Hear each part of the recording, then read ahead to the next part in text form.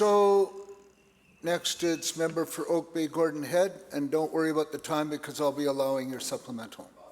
Honourable Speaker, I must say, I've been here 7 years, almost 8 years, and this has set a new record. We've just finished 3 questions, and there's only 4 minutes left in question period. I'm not so sure this is the way this place is supposed to function, and I'm a little disappointed in my colleagues for taking that up and shoving me to the last couple of minutes of question period here. It's unfortunate the answers were not targeted, and the questions were rambling, in my view. Anyway, as more and more evidence about the role that masks can play in reducing the spread of COVID-19 has emerged, growing numbers of jurisdictions have adopted laws making face masks mandatory in all scenarios where it will be difficult for people to remain physically distant. Just last week, Honourable Speaker, France introduced measures mandating masks in all enclosed public spaces.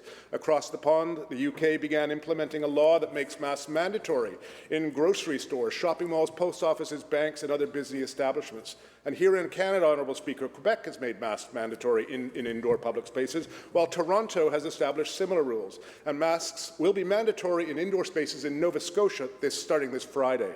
A recent poll from Angus Reid has found that there is broad provincial support for rules that would make masks mandatory in public spaces, with over 70% of British Columbians in favour of the changes. And although not all members of the public would be able to adhere to these rules due to underlying physical or mental health conditions, the vast majority of the public would be able to follow them with relatively few personal costs. So my question through you, Honourable Speaker, is to the Minister of Health. Given the evidence in favour of universal wearing of masks and the broad public support for such a measure, will this government implement a law or public health order that makes masks mandatory in all indoor and crowded spaces outside people's homes, and if not, why not? Minister of Health. Thank you very much, Honourable Speaker. I want to start by expressing my appreciation to the member for Oak Bay Gordon Head for his consistent and thoughtful support for public health measures during this pandemic. It is much appreciated, and I thank him for his questions. He will know that Dr. Henry has answered this specific question a number of times in the past few weeks.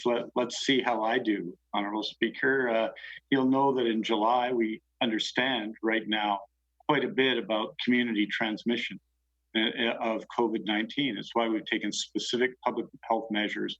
For example, public health measures to deal with houseboats, to deal with temporary accommodations, to deal with rental accommodations and resorts, to deal indeed with bars and with nightclubs and even with strip joints, Honourable Speaker, and specific steps to deal with what is a significant issue in agricultural industry.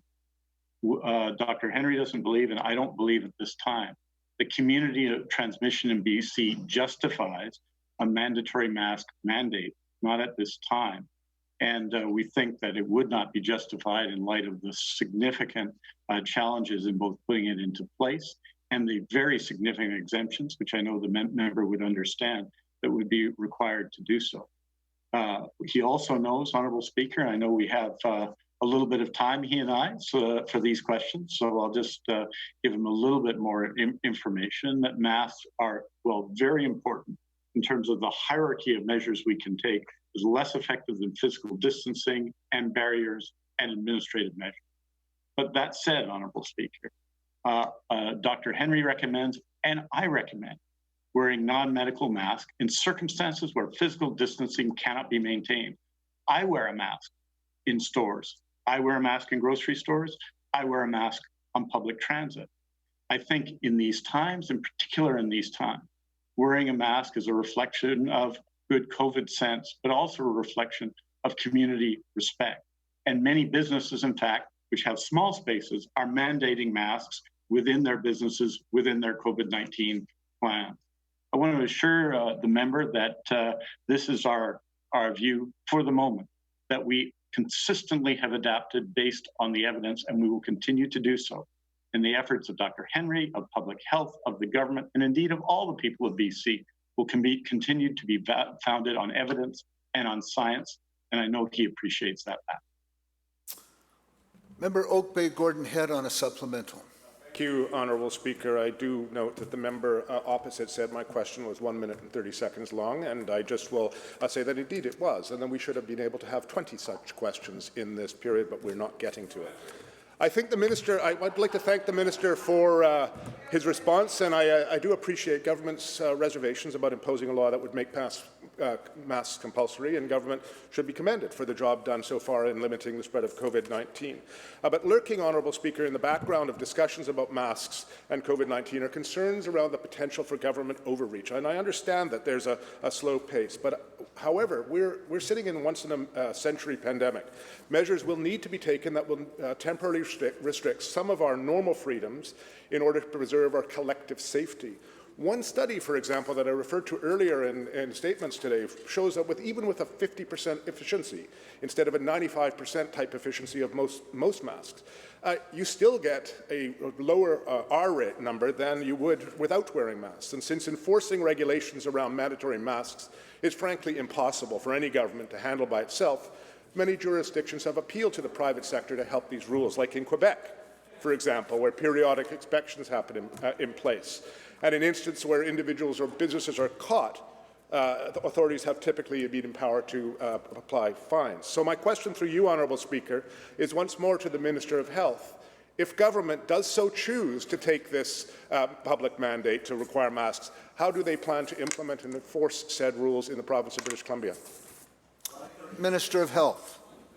Well, thank you, Honourable Speaker. And as noted, and this is the strong view of public health of Dr. Henry, it's my strong view that at the moment, a mandatory mandate for masks is not required, is not desirable in British Columbia for some of the reasons that we have discussed at length. And I'm happy to continue to discuss because I think it's an issue of public interest and debate. I applaud people who take the steps because I think it's an act of respect to wear non-medical masks, especially in areas where physical distancing can't be maintained. That is of vital importance, and it is part of our collective response to COVID-19. What we're going to continue to do in BC is follow the science and follow the evidence in our pandemic. Yes, what happens in Quebec and what happens in France and what happens in Alberta is important. But one of the reasons we've been successful in BC is our determination also to follow our own BC course to deal with our own BC pandemic. That led to our response and our single site order in long-term care. It led to our action different from other jurisdictions in dealing with temporary foreign workers in agriculture. I think these sorts of steps, which demonstrate a commitment to public health and to breaking the chains of transmission, have been what have made us successful. But I want to say this.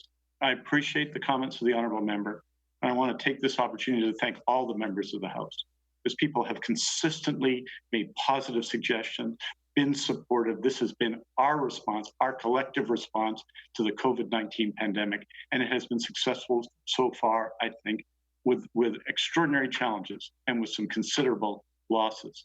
But we need to continue to do this together. There are weeks and months and maybe years to come, and that will require generosity and positive spirit together to continue to do that. So I encourage people to make suggestions, to engage in public debate on these issues, but mostly be respectful of one another and to all of us to take our responsibility, as the government is, as we as a legislature are, in breaking the chains of transmission of COVID-19 in BC.